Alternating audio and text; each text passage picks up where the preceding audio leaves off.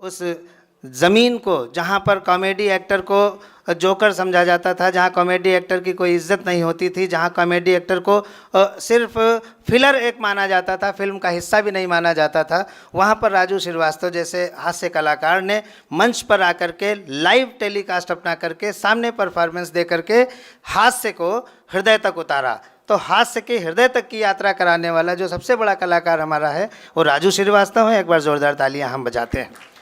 मैं समीर शेख का बहुत आभार ज्ञापित करना चाहता हूं, ड्रीम्स के। समीर शेख इस लखनऊ की जो भी गतिविधि होती है साहित्यिक, सांस्कृतिक, सामाजिक, उसमें बढ़ चढ़ कर हिस्सा लेते हैं। और जब विनोद मिश्रा जी ने उनसे कहा कि राजू श्रीवास्तव जी का सम्मान करना है, एक अभिनंदन होना चाहिए, तो वो बिल्कुल हंसी खुशी उसमें राज़ी हुए और साथ में मिलकर के कार्यक्रम हुआ। मुकेश बहादुर सिंह जी से जब कहा गया कि ये कार्यक्रम हो रहा है तो मुकेश जी भी लखनऊ के एक तरह से ब्रांड एम्बेसडर हैं, वो भी इसमें शामिल हुए। मैं बहुत ज़्यादा नहीं बोलूँगा क्योंकि मैं भी कुछ बोल गया तो वो चीज़ें भी बोल जाऊँगा जो राजू भाई से पूछनी बोलनी है, तो वो फिर रह जाएगा। तो मैं आप सबका, जस्टिस वर्मा जी, जस्टिस वीके दीक्षित जी, न्यायमूर्ति पांडे जी, मंत्री जी आदरणीय महेंद्र सिंह जी, स्वाति जी, सुरेश भाई साहब, सिराज मेहंदी जी और जितने लोग यहाँ पर हैं, मैं सबका हार्दिक स्वागत करता हूँ, सदगुरु भाई का और सभी लोगों का, कि आज राजू श्रीवास्तव का ये जो स्पेशल शो है, ये शो नहीं है एक्चुअली, ये हम लोगों के अवध के हृदय की भावनाएं हैं जो हम राजू श्रीवास्तव के माध्यम से खुशियों को समर्पित करना चाहते हैं, मुस्कुराहट को समर्पित करना चाहते हैं। वो मुस्कुराहट जिसकी तवक्को हम लोग हमेशा अपनी ज़िंदगी में करते रहते हैं और उसका इंतज़ार करते रहते हैं। जो यहाँ पे इनवाइटी हैं उनको नमस्कार, और जो ऐसे ही घुसे हैं उनको विशेष नमस्कार, क्योंकि ये काम हर एक के बस का नहीं है। आइए बैठ जाएं भैया, आप अकेले खड़े लगला निर्दलीय चुनाव में।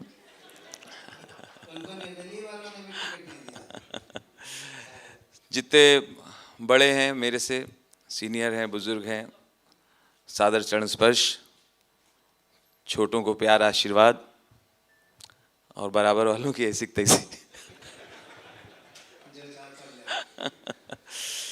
ये मैं इसलिए कर रहा हूँ कि सब सेटल हो जाए। और टॉक शो इस तरह से बैठ के मुझे लगता है पहली बार आप सुन रहे होंगे। और सबसे पहले बता दूं, मैं मुंबई भले चला गया था, लेकिन हूँ मैं इसी ज़मीं का, इसी मिट्टी का। तो जब मैं वहाँ पहुँचा तो पहले तो बहुत वहाँ के लोगों ने परेशान किया। एक होता है यूपी का भैया आया है, अरे क्या कॉमेडी करेगा है वो। अच्छा, महाराष्ट्रियों का मैंने एक चीज़ नोट किया है, वो अपना वाक्य आना जाना रोक दीजिए। अच्छा, ये आपसे प्रमोशन के लिए, अच्छा थोड़ा मूवमेंट रोक दीजिएगा। ये बहुत देर में आए हैं, पेशाब करने गए थे। आइए बैठिए। विनोद जी बैठ जाइए, अब सबने देख लिया कि आप ही का कार्यक्रम है। हाँ। फुल अच्छी बात। आई बैठिए और ये मोमेंट रुकवा दीजिएगा, नहीं तो मुझे बर्थडे या शादी का प्रोग्राम लगने लगता है कि नहीं।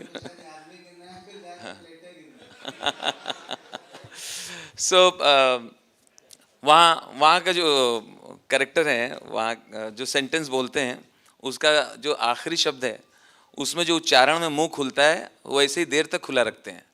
किधर से है? कानपुर का है? कानपुर का? हाँ, कानपुर का। हाँ, हमने कहा हाँ बंद कर लो, वहीं का हूँ। तो शुरू में बोले अरे हंसाना कोई खाने का हलवा थोड़ी है कि चले आए वहाँ से हंसाने, मुंह उठा के चले आए। सब इधर ही आते क्या? यूपी छोड़ छोड़ के सब इधर ही भागते क्या? उधर कुछ नहीं मिलता क्या तुम लोग को? इधर हंसी खेले क्या हंसाना? इधर का पब्लिक मालूम है कितना इंटेलिजेंट है, इंटरनेशनल पब्लिक है, पागल है क्या इसे भाग के आने का उधर से? लेकिन हम भी थे तो यूपी के, हमने कहा कुछ भी हो जाए खटोला यहीं बिछेगा, खटोला यहीं बिछेगा। और फिर ऐसा बिछा कि उन लोगों की खटिया के पाए उड़ गए। धीरे धीरे माहौल बना, संघर्ष काम आया। मैं जब पहुंचा वहाँ किसी को हम जानते नहीं थे, एक भी आदमी को नहीं जानते थे। काफ़ी संघर्ष रहा, भूखे रहना पड़ा, कई जगह मकान बदले और एक हास्य कलाकार हैं जॉनी लीवर, उन्होंने काफ़ी मदद की। पहले तो डराया कि इतना किराया देना पड़ेगा, मैंने हाँ कर दिया, लेकिन जब महीना ख़त्म हुआ तो कहने लगा अबे ऐसे ही कहा था, वो देना नहीं है तुम्हें। तो वो जॉनी लीवर का सपोर्ट रहा। फिर असरानी ने बहुत आशीर्वाद दिया हमारे काम को देख के। उन्होंने कहा घबराना नहीं, और तुम्हें है, तुम्हें जो कीड़े होने चाहिए वो हैं, इसलिए मैं कह रहा हूँ कि तुम डरना नहीं, सब ठीक हो जाएगा। और बच्चन साहब की फिल्में देख देख के मुझे शौक़ हुआ एक्टिंग करने का। जब मैं कानपुर में था, लखनऊ भी आ जाता था यहाँ फिल्में देखने, तो यहाँ लखनऊ में आके मैंने देखी थी दीवार, अमर अकबर एंथनी, और वहीं से दीवानगी। फिल्म से मुझे एक सवाल पैदा हो रहा है। आप जब पहली बार चुरा के फिल्म देखने गए और पिताजी ने आपको हौंका था जब कस के, तो आपको क्या लगा था, कैसा महसूस हुआ था उसमें?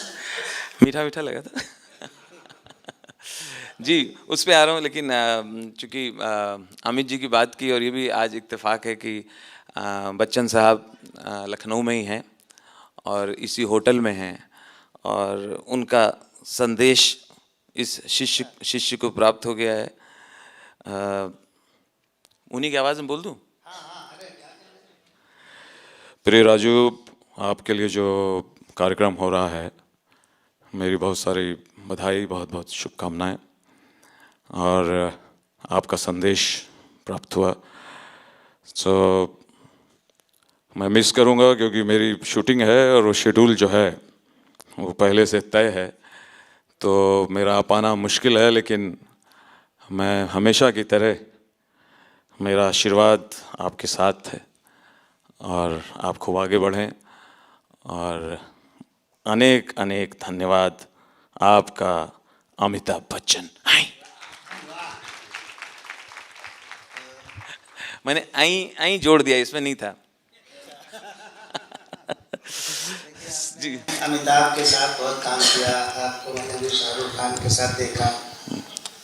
आपने कभी सपने में सोचा था कि आप सर्वेश अस्थाना के साथ मुखातिब होंगे? हाँ, ये था मेरा सपना। हाँ भाई, कि फिल्म फेयर में शो हो गए मेरे, आईफा में शो हो गए। वो दिन कब आएगा जब सर्वेश अस्थाना के साथ कार्यक्रम दूंगा? तो ज़ोरदार तालियां सर्वेश के लिए। हमारे भाई भी हैं, और मजाक अपनी जगह, लेकिन मंच के एक बहुत अच्छे हस्ताक्षर, और ये बहुत गुणी हैं, इतनी गुणी हैं, ये गोबर सूंघ के बता देते हैं गाय की उम्र क्या है। हम तो गोबर सूंघते हैं, तो गोबर देख के बता देते हैं मेरी अम्मा का नाम है। मुझे आने में थोड़ी देर हुई, पता क्यों देर हुई? जैसे निकला मैं एयरपोर्ट से, वहाँ सर ये अपने निगम वालों की तरफ से लफड़ा हुआ है, नगर निगम की वजह से। वहाँ लिखा हुआ है लखनऊ नगर निगम आपका स्वागत करता है। मैं 1.5 घंटे तक खड़ा रहा कि किसी को तो भेजेंगे, किसी को नहीं तो कोई सिन्हा या कोई निगम को भेज देते इसलिए देर हुई। अच्छा, लखनऊ में कुछ चीज़ें बड़ी कमाल लिखी हुई हैं, कोई फॉलो करे ना करे। एक जगह लिखा हुआ कृपया बाएं हाथ से चलें। स्वाति जी आपने लिखवाया होगा, कृपया बाएं हाथ से चलें। मैं आपको बताऊं, किसी का बाप भी बाएं हाथ से नहीं चल सकता मैंने ट्राई किया तो मेरे घुटने छिल गए और एक जगह लिखा हुआ सच्चे देशभक्त बनिए। सच्चे देशभक्त से बनिए अग्रवाल गुप्ता, मोहम्मदन नहीं, ब्राह्मण नहीं, सिख नहीं, सिंधी नहीं, सच्चे देशभक्त बनिए भी हैं, बाकी भी तो मुझे लगता है मैं फिर भी थोड़ी इंतज़ार कराया होगा। मैं ऑलमोस्ट टाइम पे आ गया था। देर हुई आने में लेकिन शुक्र है फिर भी आए तो। देर हुई आने में लेकिन शुक्र है फिर भी आए तो, आस ने दिल का साथ न छोड़ा वैसे हम घबराए तो। अच्छा, ये भी है आप में, ये चीज़ है आपके अंदर। एक ऐसी पर्सनालिटी, सिर्फ हिंदुस्तान की नहीं, विश्व की, मैं उनके लिए तालियां सबसे निवेदन करके चाहूँगा। एक ऐसा शख्स और उनके अब एक छोटे भाई और एक साथी मिल गए हैं। ये दोनों शख्स देश के लिए जीते हैं, हिंदुस्तान के लिए जीते हैं, उनके लिए भारत माता सब कुछ है। और देश के दुश्मनों को जिन्होंने समाप्त करने का ठान लिया है, जिनका मैं हमेशा चरण स्पर्श करता हूँ और ईश्वर को धन्यवाद करता हूँ कि ईश्वर तेरा लाख लाख शुक्र कि तूने नरेंद्र मोदी और योगी को हिंदुस्तान में दिया। लोग ये भी कहते हैं, अच्छा जो पावर में है उसकी नहीं करते हो तो हमने कहा बोले नहीं, तुम्हें करना चाहिए। जब मंच पे हो तो सब इक्वल, और कॉमेडी होनी चाहिए, सब पे होनी चाहिए, मुझ पे भी होनी चाहिए, लोग हंसने चाहिए। फिर उन्होंने उसमें ऐड किया, laughter is the best medicine, जितना हंसेंगे उतना रोगों से दूर रहेंगे। तो मैंने कहा सर मैं पिछले दिनों, अब तो मिल गया परमिशन, हमने सर पिछले दिनों मैं पुष्कर गया था, पुष्कर मेले में, तो एक टेंट से आवाज़ आ रही थी, आइए भाई साहब, आइए भाई साहब, 100 रुपये प्रधानमंत्री बनना सीखिए, आइए बहन जी 100 रुपये में प्रधानमंत्री बनिए, ए बहन जी, ए भाई साहब, ए बहन जी, ए भाई साहब, 100 रुपये में प्रधानमंत्री बनिए, आइए। मैंने कहा सर मैंने 100 रुपये पे किया, अंदर गया तो कमीना मेरे से चाय बनवा रहा था।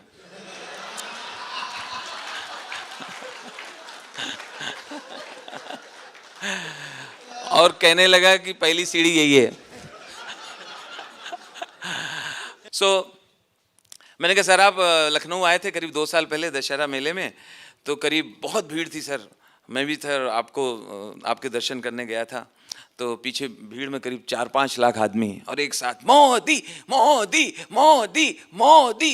इसी भीड़ में एक 4 साल का बच्चा, 4 या 5 का, 4 साल का बच्चा, मोदी मोदी मोदी। मैंने उसकी माँ से कहा, हमने कहा भाभी जी इससे कहते हैं क्रेज, 4 साल का बच्चा मोदी मोदी कह रहा है, इसे कहते हैं लोकप्रियता। तो बोली भैया जबरदस्ती बात मत करो, चिढ़ाओ मत, ध्यान से सुनो, वो कह रहा है गोदी।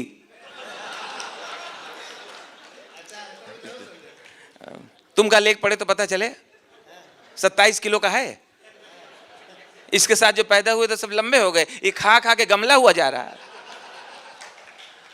बाद में पता चला बच्चा मोदी कह रहा था, वो महिला कांग्रेस की थी।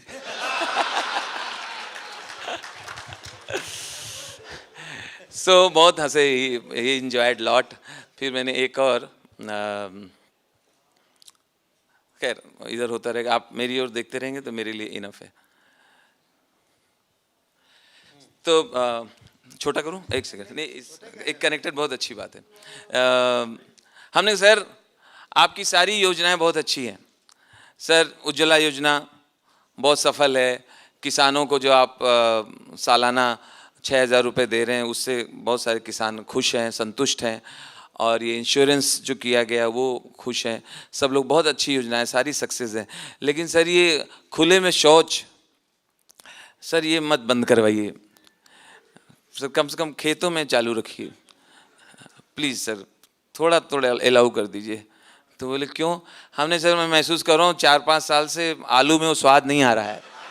फिर उन्होंने, मोदी जी ने उसमें ऐड किया, जब ने कहा सर 4-5 साल से आलू में स्वाद नहीं आ रहा है, तो कहने लगे नहीं ये योजना चलने दो, बहुत आवश्यक है, आप अपने लिए घर में क्यारी अलग से बनवा लो।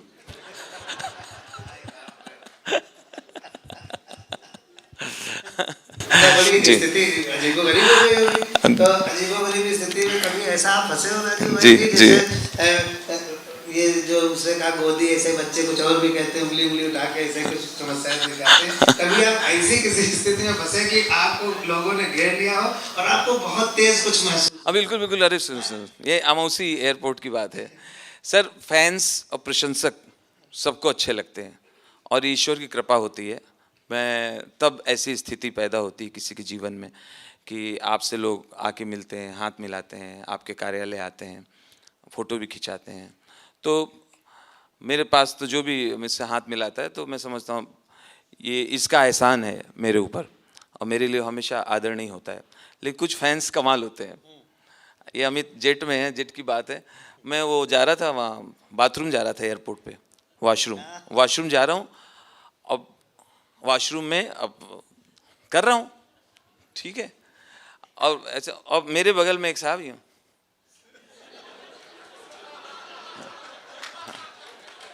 सच्ची बात बता रहा हूँ।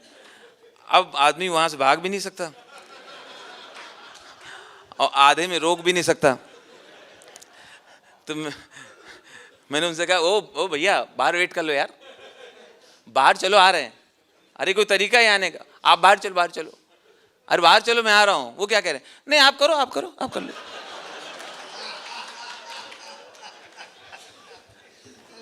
हमको याद आ रही है, आप एक बार बताया रहा आपका कि एक छोटे से जहाज में जा रहे थे, 5-6 अरे लोग वो थे, लंबा है बता। है ना? अगर ये लेकिन हाँ, लोगों को सीख हो जाएगी। जो अभी नए नए जो चार्टर में चल रहे होंगे इसकी सफाई की बात है। सफाई में शो हुआ रात में, अब सुबह दिन में वहाँ उनकी जो हवाई पट्टी है सफाई से फ्लाइट डायरेक्ट मुंबई, सफाई टू मुंबई, छोटी वाली थी, 6 सीटर। अब हम लोग वहाँ पहुँच गए। अब हम लोग साथ देखे, फैंस को मना नहीं कर सकते भाई। पायलट कह रहा आइए आइए, इतने में वो लोग खड़े हैं, फ़ोटो खिंचा लीजिए, इनसे मिल लीजिए, जागरण के हैं, इनसे मिल लीजिए। वो है, हम लोग मिल भी रहे हैं, हाथ मिला रहे हैं, सब ये हो रहा है, चल रहा है। फिर कोई बच्चे भी आगे भाग के बच्चों से भी हाथ मिला। एक बच्चा तो कमाल था, बहुत नाटा सा था, गलफुल्ला था एकदम, गोल मटोल। मैंने ऐसे ऐसे करके कहा, ऐसे ऐसे हाथ मार के मैंने कहा, बेटे आपके पापा क्या करते हैं? मतलब मालूम नहीं, हम तो जल्दी सो जाते हैं। तो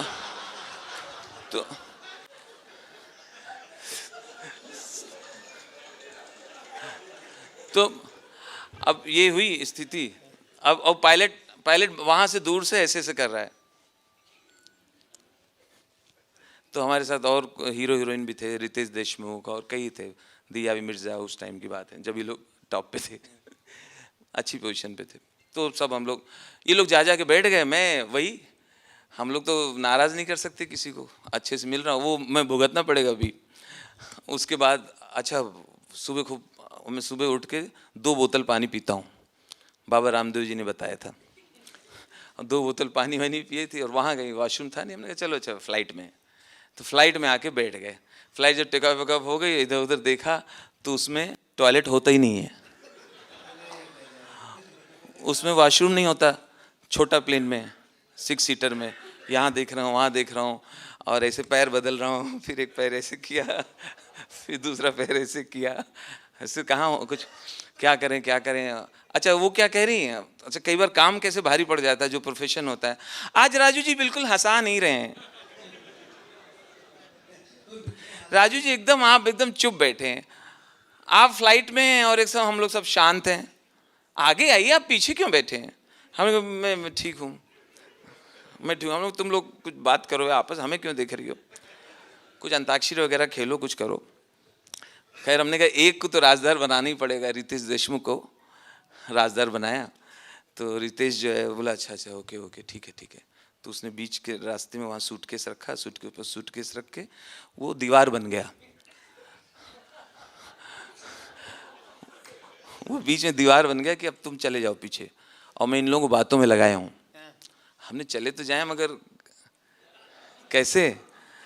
तो वो पानी की बोतल निकाली और सबको जबरदस्ती पानी पिला रहा है, लो पानी पी लो, पानी पी लो, पानी पी लो। अब वो लोग कह रहे प्यास नहीं लगी कह रहा पी लो पी लो। किसी तरह से एक बोतल खाली बोतल पीछे मिली मुझे, एक बोतल मिली तो उसमें और डर गया मैं, क्योंकि आज तक किसी ने मापा तो है नहीं।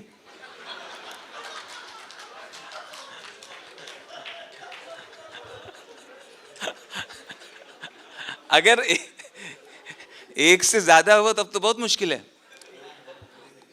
दुनिया किसी का बाप भी आधे में नहीं रोक सकता। तो मैं छोटा कर रहा हूँ जरा, कैसी कैसी बातें याद दिला रहे हो यार।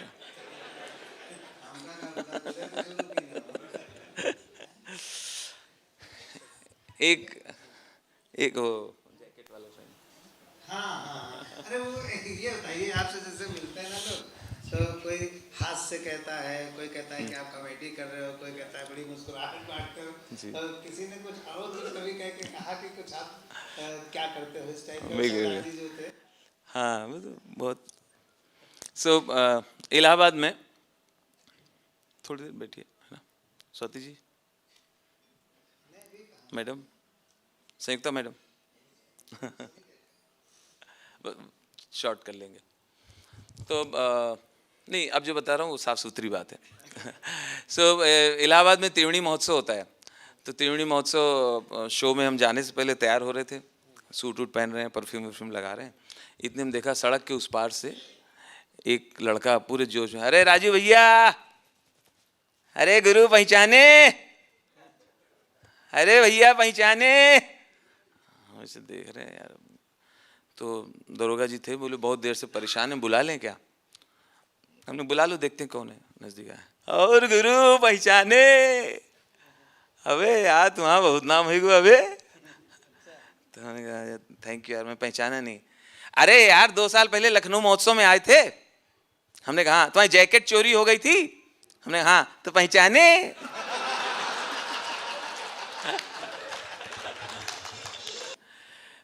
जगजीत सिंह ने गाया, तुम इतना जो मुस्कुरा रहे हो, क्या गम है जिसको छुपा रहे हो।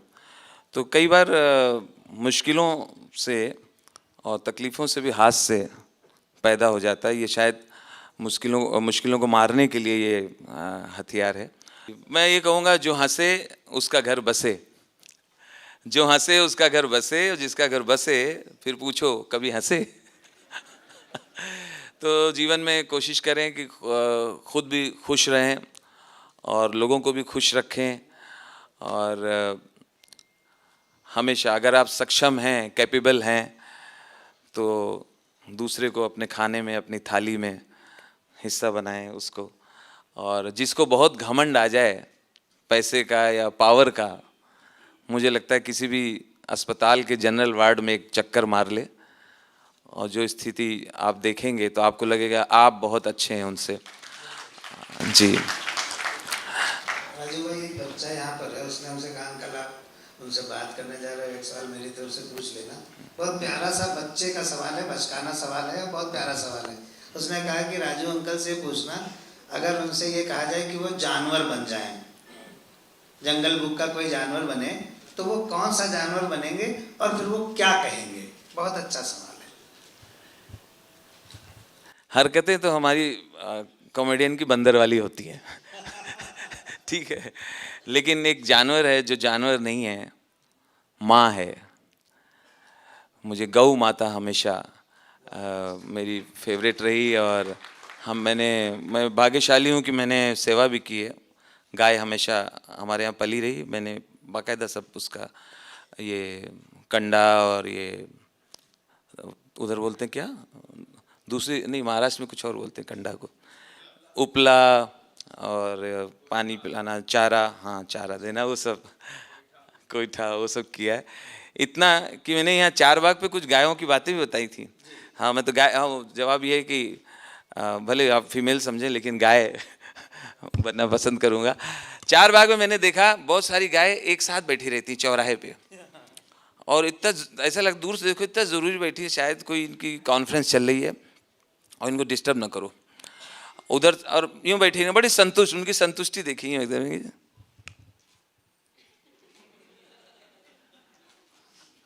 उधर से कार वाले हॉर्न बजाते हैं मगर निकल नहीं पाते हैं, तो कौन हॉर्न बजाते रहते हैं, तो गाय बैठे बैठे उसको कि तुम्हारी जैसी कार बहुत देखा है। लेकिन जो बाइक वाले होते हैं, वो बाइक में बैठे बैठे गाय को हटाते हैं, उतरते नहीं है, बैठे बैठे धक्का देते। गाय को कुछ फर्क नहीं पड़ता, बस थोड़ा सा हिल जाती हूँ। तो गाय मुझे पीछे बैठा है, बोला ए प्रकाश तमीज से, गाय माता होती है। तो बोला अच्छा माता जी उठ जाओ, ऑफिस जा रहे हैं। एक उठ गई, माता जी उठ जाओ एयरपोर्ट जा रहे हैं। दूसरी उठ गई, तीसरी उठ ही नहीं रही, माता जी माता जी माता जी। पीछे वाला बोला ध्यान से देख, माता जी नहीं पिताजी है। राजेश भाई बहुत बढ़िया, आप बहुत अच्छे से जवाब दे रहे हैं। आप तो हैं मास्टर हैं, कम्युनिकेशन के मास्टर हैं, क्योंकि मुस्कुराहट सबसे बड़ा कम्युनिकेशन होता है। और कोई शरीर का कोई ऐसा विज्ञान नहीं है जो सबसे ज़्यादा पावरफुल कम्युनिकेशन हो, वो सिर्फ मुस्कुराहट है। आप बहुत ट्रैवल करते हैं, हम भी बहुत ट्रैवल करते हैं, हमें पता है बड़ी परेशानियां होती हैं, कभी टिकट हुआ, कभी नहीं हुआ, कभी फ्लाइट छूट गई, कभी कुछ हुआ। तो आप इतना ट्रैवल करते हैं, मैं चाहता हूँ कि अपने ट्रैवल से जुड़ा कुछ न कुछ ज़रूर शेयर करिए हम लोगों से। ठीक है, इसको क्लाइमैक्स कर लेते सबके समय को देखते हुए। हम लोग यहाँ वहाँ कार्यक्रम करने जाते हैं अलग अलग सिटीज़ में। तो अभी पिछले दिनों जाना था बीकानेर जाना था, तो जयपुर उतरे, क्योंकि बीकानेर में तो है नहीं एयरपोर्ट। जयपुर उतरे तो मेरे मोबाइल पे गाड़ी नंबर वगैरह था जो मुझे रिसीव करने आया। तो वैसे निकला तो देखा वो गाड़ी उसी नंबर की लगी हुई थी। मैं दरवाज़ा खोला, बैठ गया। ड्राइवर ने कुछ हेलो हाय नमस्ते भी नहीं किया, उतरा भी नहीं, क्योंकि वो म्यूज़िक लगा हुआ उसके कान में, हेडफोन लगा हुआ, ये हिल रहा है। उसने देखा धम से कोई तो बैठ गया, उसने स्टार्ट भी किया और बिना दुआ सलाम चल पड़ा। हमने कहा यार जयपुर में बड़े बिजी हैं ये लोग। करीब 1-2-3 किलोमीटर गया होगा कि आगे जाके उसने मिरर से अब मुझे देखा, उसने चला दे। भाई साहब आप यहाँ कहाँ थे? जयपुर में अटे कटे घूम रहे हो? नहीं नहीं, तो आपको तो टीवी बहुत देखा है, जिंदा पहली बार देखा है। हमने कहा भाई सामने देख के चला, सामने देख के चला, हाँ नहीं लड़ जाएगा। अब देखिए हमसे पूछा भी नहीं, अचानक देखा मैंने उसकी गर्दन टेढ़ी हो गई। गर्दन टेढ़ी तो मोबाइल यहाँ रख दिया। हाँ हाँ हाँ, वो टीवी पे नहीं आता है, हाँ हाँ जो हंसाता है काला सा, हाँ हाँ उसको, हाँ बस चाय रेडी करो, मैं ला रहा हूँ। हाँ चाय रेडी करो। हमने कहा ओ भाई किसकी बात हो रही, हमें बताया भी नहीं, हम बिक भी गए। सुनो कहाँ ले? अरे भाई साहब कहीं ना कहीं तो चाय पियोगे ही, तो फिर अच्छा है ढाबे की पी के आया था, घर की पी लो। हमने कहा नहीं भाई मुझे बीकानेर जल्दी जाना है। अरे भाई साहब रास्ते में ऑन द वे, मैं आपको उल्टा नहीं ले जा रहा हूँ, रास्ते में 2 मिनट की बात है, बच्चे खुश हो जाएंगे, आप क्या कह जाएगा। मैं फंस गया कि यार ये तो किडनैप कर लिया इसने। हमने कहा भाई ऐसा कोई रूल नहीं है, मैं जिस गाड़ी में बैठता हूँ पहले उसके घर जाता हूँ। करते करते वो ले गया। हमने कहा भाई जाना पड़ेगा क्योंकि चला यही रहा है, और मेरे साथ कौन सी सिक्योरिटी चल रही है यहाँ पे, नहीं जाएंगे कहीं ठोक ठाक दे किसी खंबे में। बोले लो करो यहीं पे कॉमेडी। तो उसके यहाँ पहुँचे, उसकी वाइफ निकली, अरे थे पधारो सा पहली बार देखो, टीवी में देखो, सामने से पहली बार देखो, उठे आ जाओ। थे तो पेट सफा करो, पेट सफा अच्छो है कि यहीं करो। हमने कहा अपने हिसाब से खाओ, मैंने आज तक खाया नहीं है। फिर बोली तो पहली बार आए हो, कुछ तो खा लो, पहली बार आए हो, गरीब का घर है, कुछ तो खा लो। हमने कहा क्या है? बोली वो ब्रेड है और शहद है, ब्रेड में शहद लगा के दे दूं। हमने खबरदार अगर मुझे शहद दिया, शहद जूठा होता है, शहद मधुमक्खी के मुंह से निकला होता है, मैं इसे मुंह से निकली हुई चीज नहीं खाता हूं। मुंह से निकली चीज नहीं खाते हो आप, तो भी अंडा बना दूं?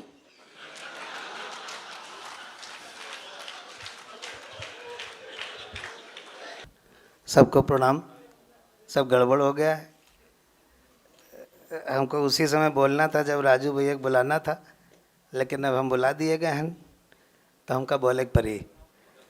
एक बार जोरदार ताली बजा दो। राजू श्रीवास्तव हमारे बहुत पुराने, मैं मित्र कहूँ, बड़ा भाई कहूँ, मुझसे बड़े हैं उम्र में, लगभग 780 दिन बड़े हैं ये हमसे, तो ये बड़े ही हैं। बहुत दिन हो गए, लगभग 30 साल पहले दूरदर्शन के कार्यक्रम थे, तो मैं कविता सुनाने जाता था, ये कॉमेडी करने जाते थे। इनके पिताजी से मेरा बहुत ज़्यादा संपर्क रहा, श्री बलई काका जी से, क्योंकि वो मंच के कवि थे, मैं भी मंच का कवि था। इनकी जो संघर्ष गाथा है वो हम इन्हीं की ज़ुबानी सुनेंगे। मैं कुछ नहीं बताने वाला हूँ, चूँकि मुझे औपचारिक तौर पर बोलना था, वो शेड्यूल में लिखा था। अगर ना बुलाते हमको तो हम बुरा मान जाते, कल ऐंठे घूमते हम, तो फिर ये लोग हमको आधा घंटा मनाते तो दिक्कत होती, तो इसलिए हमको बुला दिया गया। एक बार हमारे लिए ताली बजा दो आप लोग। तो ये मेरी ऐंठ से बचाने के लिए मुझको बुलाया गया है। अवधि विकास संस्थान और ड्रीम्स के द्वारा ये कार्यक्रम है। अवधि विकास संस्थान आप जानते हैं हम लोगों का एक आंदोलन है। हम अवधि के लिए पंडित विनोद मिश्र जी के नेतृत्व में और जस्टिस वर्मा जी के संरक्षण में हम लोग आगे बढ़ रहे हैं, और अवधि को एक स्थापना दिलाने के लिए प्रयासरत हैं, जिसमें justice C B Pandey ji, V K Dixit जी और सब लोग साथ में हैं। और राजू श्रीवास्तव जी हमारे उस अवधि आंदोलन के एक तरह से समझ लीजिए ब्रांड एम्बेसडर हैं, या चेहरा हैं, या कुछ भी आप कह सकते हैं, अवधि के लिए काम कर रहे हैं। तो मैं बात कर रहा था उस हस्ती की जो इनके दिल में हिंदुस्तान है, आदरणीय पूजनीय नरेंद्र मोदी जी। तो मैं तो खैर उनको समझ भी नहीं सकता, उसके लिए भी बहुत विद्वान होना चाहिए। मैं जब पहली बार मिला तो जब मैं परिचय देने लगा जल्दी जल्दी, क्योंकि वो एसपीजी होती है उनके साथ, तो आप ये नहीं कि उनको हाथ मिला के 15 मिनट तक बतियाते रहेंगे, तो 1 मिनट के लिए मैंने जिससे पहले ये लोग हटाएं, मैंने कहा मैं राजू श्रीवास्तव हूँ और मैं एक हास्य कलाकार हूँ, मैं हंसाता हूँ और आपका दीवाना हूँ और आप मेरे सब कुछ हैं। ये तो बीच में रोके, ये बोले कि बताओ माता जी की तबीयत ठीक है कि नहीं जो पीजीआई में भर्ती हैं। हमने कहा, फिर मैं बताया कि वो नहीं रही, और अच्छा तो दिल्ली में क्यों नहीं दिखाया, और ये मतलब कौन कैसे याद रखते हैं, कौन उनको जानकारी देता है, तो समझ से परे है। और उन्होंने और योगी जी ने मुझे ये जिम्मेदारी दी है भूमिका अदा करने की। तो मुझे जितना नॉलेज है फिल्मों का, जितनी फिल्में की मैंने, करीब 60 फिल्म की हैं, बाकी रंगमंच पे 3000 से ज़्यादा कार्यक्रम किए हैं, टेलीविज़न के अनगिनत सैकड़ों एपिसोड किए होंगे। तो ये जो धन्यवाद, जो अनुभव है उसका भी मैं इस्तेमाल इसमें करूँगा, और मैं कोशिश करूँगा कि यहाँ ज़्यादा से ज़्यादा फिल्मों की शूटिंग हो, हालांकि अब होने लगी है, और ताकि यहाँ रोज़गार सृजन हो, यहीं के बच्चों को, यहीं के व्यक्तियों को यहीं पे काम मिले।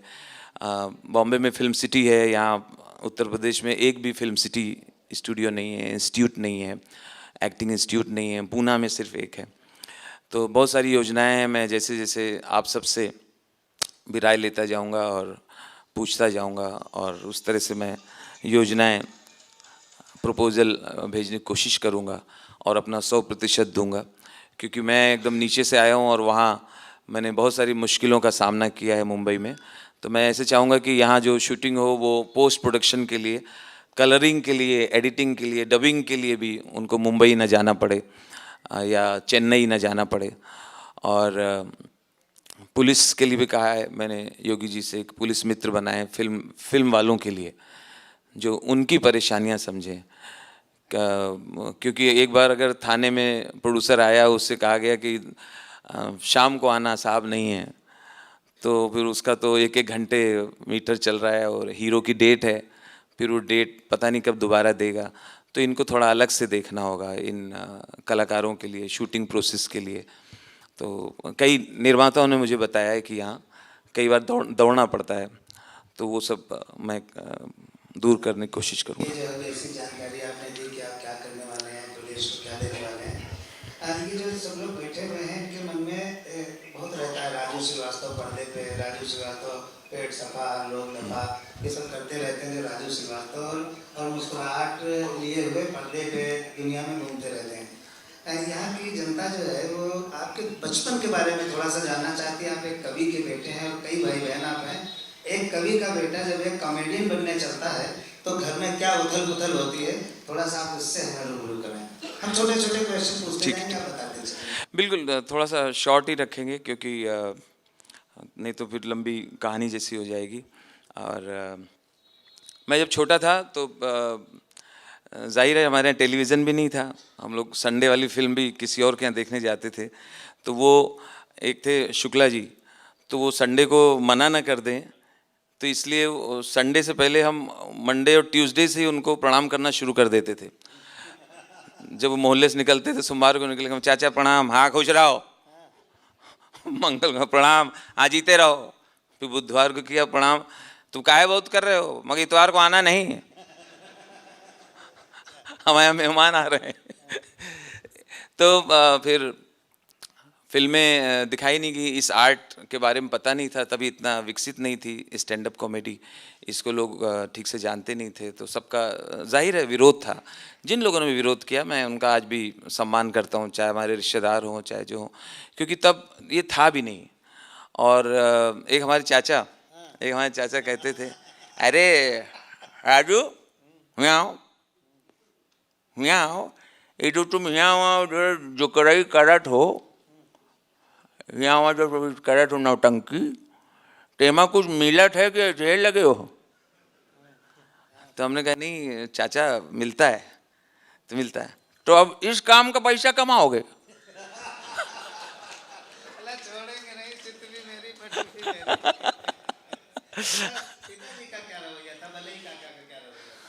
पापा का अंडर करंट सपोर्ट था, क्योंकि वो कवि थे, लेकिन वो कहीं ना इतना नहीं नाराज़ होते थे। मदर का ज़्यादा था, वो शिकायत करती थी तुम इनको समझा लो, पिक्चर देखा जा रहा है, स्कूल नहीं जा रहे हैं, जाने हो।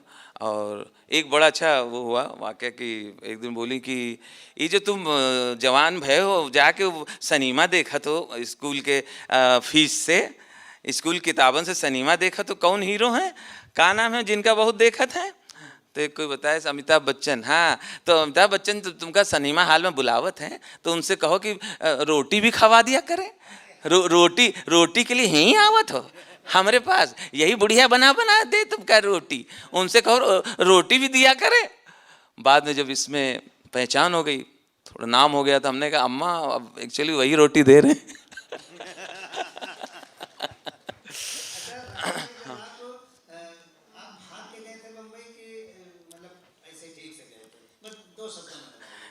ठीक से दही का टीका लगा के और चंदन लगा के कौन भेजेगा हम, कोई कलेक्टर बनने थोड़ी जा रहे थे। हाँ हाँ, बिल्कुल बिल्कुल, हाँ सही, हाँ। आज का छोड़ के है।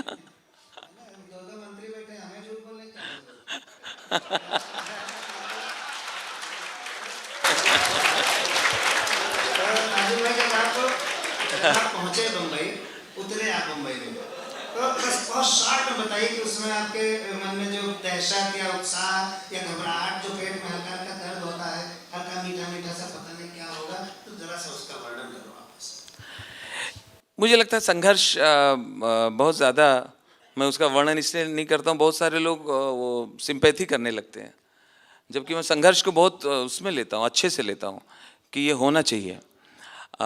भाई डॉक्टर पढ़ते हैं 5 साल, वकील पढ़ते हैं 5 साल, हैं कोर्स करते हैं, बेचारे खेत बेच बेच के मेडिकल की सीट के लिए क्या क्या होता है, हॉस्पिटल नहीं खोल पाते हैं। तो कलाकार को भी अगर संघर्ष करना पड़ता है, बड़ा है तो ज़रूरी है ना। तो मैं सोचता हूँ इनसे मज़ेदारी बात बताऊँ, है ना, अच्छी अच्छी बातें भी बताऊँ। हाँ,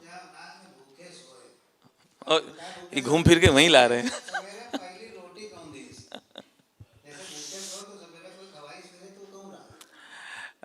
डबल रोटी वाला। वाजपेयी जी आ गए हैं, आइए भाई साहब, आपका बहुत बहुत स्वागत है, प्लीज तशरीफ रखिए। ये दोनों लोग पहले सपा में रहे। अब हुआ से सफा हो गया। चले रहे सपा, आपका टिकट देने से एक बार कहे लड़ो, टिकट ले लड़ो, तो आप टिकट भाग के भाग का है, उसकी क्या वजह रहा है? नहीं, जो सपा में जो शीर्ष नेता है, दोस्ती हो रही इधर, एक से बैठे बैठे, विजय जी आ गए, चलो अच्छा, खाना ना खाया?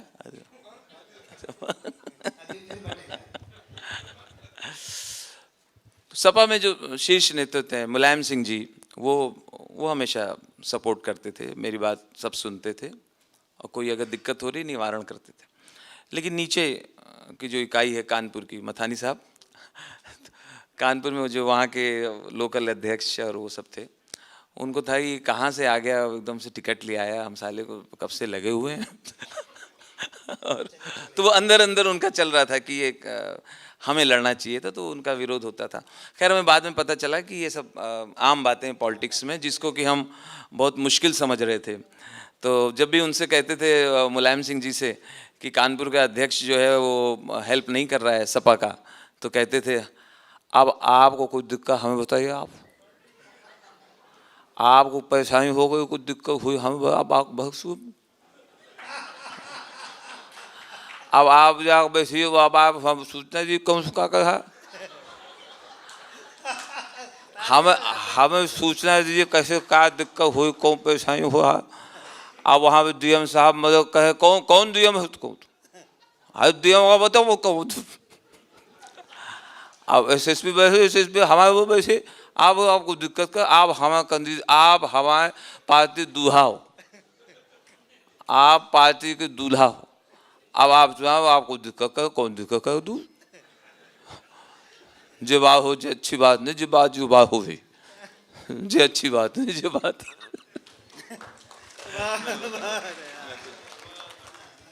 सो आइए मैं सीधा अब उस व्यक्ति के बगैर तो मेरे रग रग में है, मोदी जी के बगैर तो मेरी हर बात अधूरी, हर महफिल अधूरी। तो मैं आदरणीय पूजनीय मोदी जी, आइए अनु भैया आइए, यहाँ बैठने की व्यवस्था कराइए, नहीं तो खड़े तो रहेंगे ही। आइए आइए।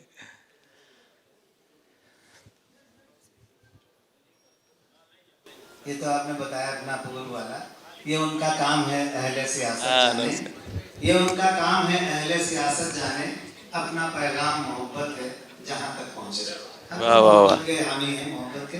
मैं ये भी चाहूँगा कि मोदी जी के साथ आपके अद्भुत अद्भुत संस्मरण है, कि 2-3 संस्मरण कुछ हो जाए। आप पहली बार मोदी जी से कब मिले? मैं बताता हूँ। आपा कुछ अगले चुनाव का बता रही हैं, कैसी हैं आप? सो मेहरबानी। मोदी जी से मिलने का जब भी सौभाग्य हुआ, वो मौका कौन चूकना चाहता है। तो मैं मिला तो कहने लगे कि लालू की बहुत उड़ाते हो, मुलायम सिंह जी की भी अच्छी करते हो, मैंने सुना है, मेरी करते हो कि नहीं? हमने कहा सर अब आपकी अगर कोई बात ना करें या आपकी मिमिक्री ना करें तो एक तो प्रोग्राम कंप्लीट होता ही नहीं है और हो ही नहीं पाएगा। भाषण देता महसूस करते हैं कभी कभी, लेकिन हम ये चाहते हैं कि उड़ान आप खूब भरते हैं। इंडियन एयरलाइंस से आपका एक बहुत बढ़िया नाता रहा है, अब वो ज़रा किस्सा बताओ हमारे लोगों को। एक बार ताली बजाइए, फिर से हम टॉक शो में वापस आ रहे हैं। मंत्री जी, महेंद्र सिंह जी, 5 मिनट बैठिएगा। स्वाति जी, अवनीश जी, मैडम अपना रुकिएगा, ठीक है? नहीं, कुछ लोग घड़ी देख रहे हैं, लंच वाले हैं ना, कुछ लोग लंच बहुत टाइम पे करते हैं। ये बहुत अच्छा किस्सा बताया एयर इंडिया का। एयरलाइंस तो बहुत सारी हैं, मगर दुनिया की पहली एयरलाइंस है भाई साहब एयर इंडिया, जिसके अंदर आपको माँ का प्यार मिलता है। एयर हॉस्टेस रिटायर हो गई, फिर भी लगी हुई है। जितनी डांट मैंने एयर इंडिया में खाई है, मेरे माँ बाप ने भी इतना कभी नहीं डांटा। जरा सा लेट हो जाओ ऐसा डांटती, कहाँ रह गए थे, आने का टाइम आज झपड़ खींच के, तुम अब आए, पायलट तुमको ढूंढने गया है। अच्छा, इनको अनाउंसमेंट ही किसने सिखाया, वो आदमी मिल नहीं रहा। अब एयरपोर्ट पे आइए, एयरपोर्ट पे आइए, रात में ऐसी आवाज से बोलती हैं, ऐसा लगता है छाती से बोलती हैं, हंस की आवाज में, एयर विमान AI 101 not ready for departure, यात्रियों निवेदन है। हाँ, ऐसे कौन बात करता है रियल लाइफ में? इन लोगों को सीखना चाहिए प्राइवेट एयरलाइंस से। प्राइवेट एयरलाइंस में भाई साहब आप बोर्ड होइए, जो वेलकम होता है ऐसा लगता है अब उसके बाद टेक ऑफ हो चाहे ना हो। फ्लाइट में अंदर जा रहे हैं, खासतौर से इंटरनेशनल एयरलाइंस अंदर जा रहे हैं, एयर हॉस्टेस कहाँ रह गए थे, हम लोग कितने परेशान हो गए थे, no problem follow me. Passenger गोद का बच्चा फेंक के पीछे जाता है, बोलता सुनीता पकड़ी तो होते रहते। अच्छा, जब पैसेंजर अंदर आता है तब नहीं डराती हैं, जब अंदर बैठ जाएगा और सीट बेल्ट बांध लेगा, दरवाजा बंद हो जाएगा, फिर डराएंगी, क्योंकि उसके बाद आप भाग नहीं सकते। अब प्लेन में अगर ऑक्सीजन की कमी हो जाएगी तो एक नली निकल आएगी, नली पहले खुद के घुसेड़ लेना, मौका दे के बगल वाले घुसेड़ लेना, इमरजेंसी के लिए आगे 2 द्वार पीछे 2 द्वार, नहीं देखा द्वार तो सीधा हरिद्वार।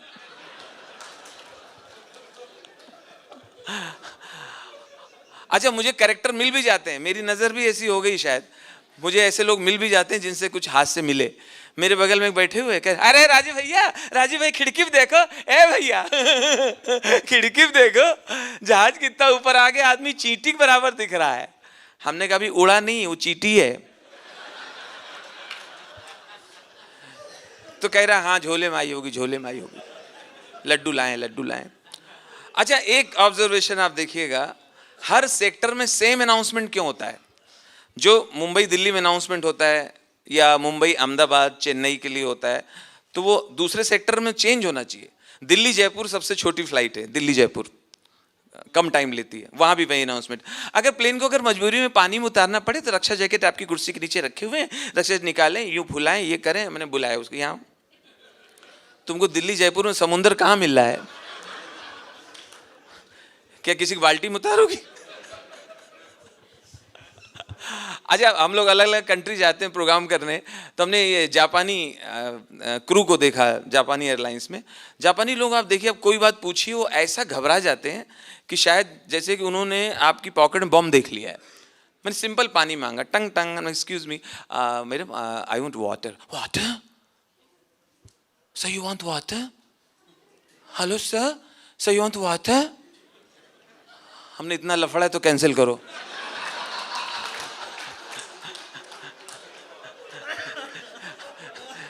हमने कहा मेरा नवरात्रि व्रत चल रहा है, मैं निर्जला हूं, निर्जला। और अच्छा, खाने का ऑर्डर लेने आएंगे, कभी कभी पैसेंजर के पूरा मुंह पे झुक जाएंगे, व्हाट यू प्रिफर, वेज और नॉन वेज? अब इसको तो अच्छा लग रहा है, उधर वाला टेंशन में।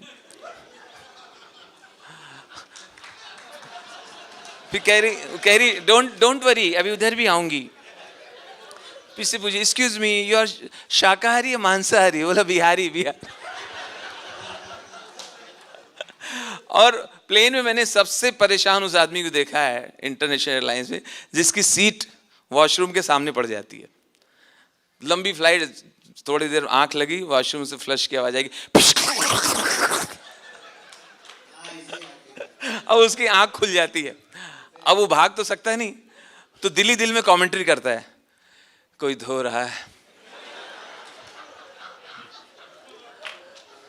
2-5 मिनट में आएगा बाहर। अच्छा, इत्तेफाक से नहीं आया, उसको 10-15 मिनट हो गए, तो ये क्या कह रहा है, पैंट पहनने में इतना टाइम?